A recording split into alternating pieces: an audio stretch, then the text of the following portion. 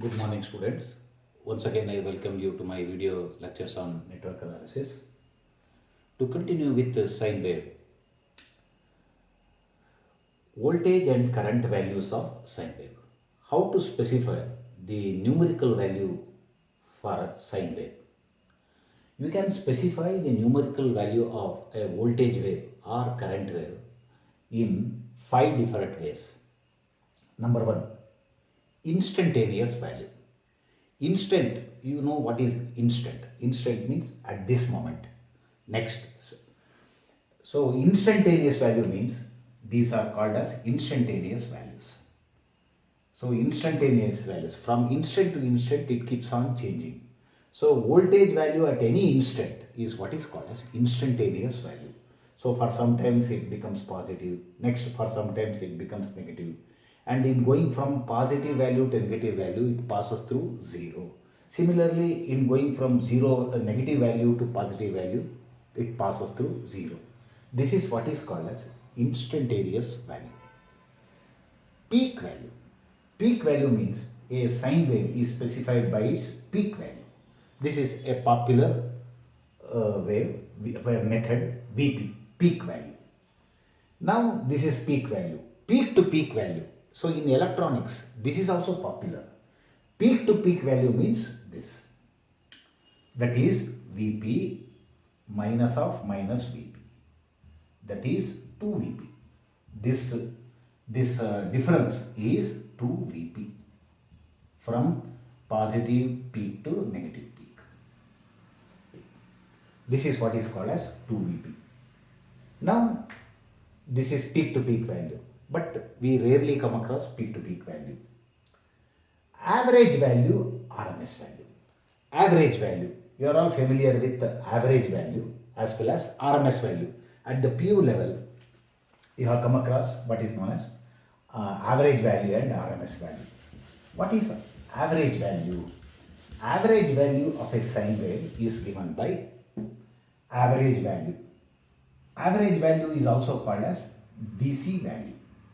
Average value is also called as DC value equals, first average value means from 0 to t, from 0 to t, Vp sin omega t, Vp sin omega t from 0 to t. Then let us assume that it is in time scale dt, 0 to t Vp sin omega t.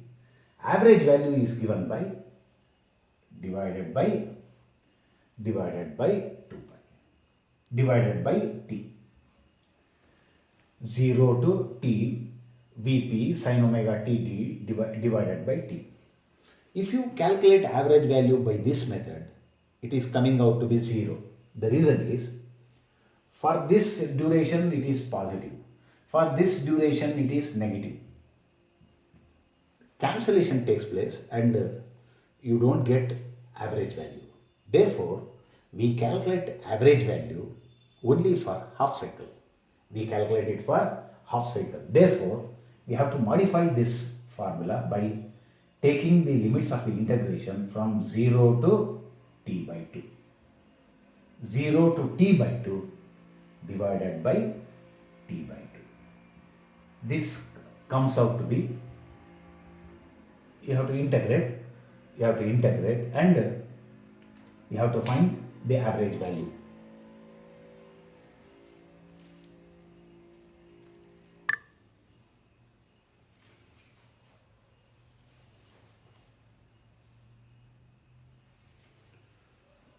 Now, if you integrate and if you divide by t by 2, I am not going to do integration. Integration is left to students. It comes out to be 2 Vp by pi volts. If it is a current wave, then it becomes 2 Ip by pi amperes. This is what is called as average value. Average value of a sine wave. Average value is not that popular.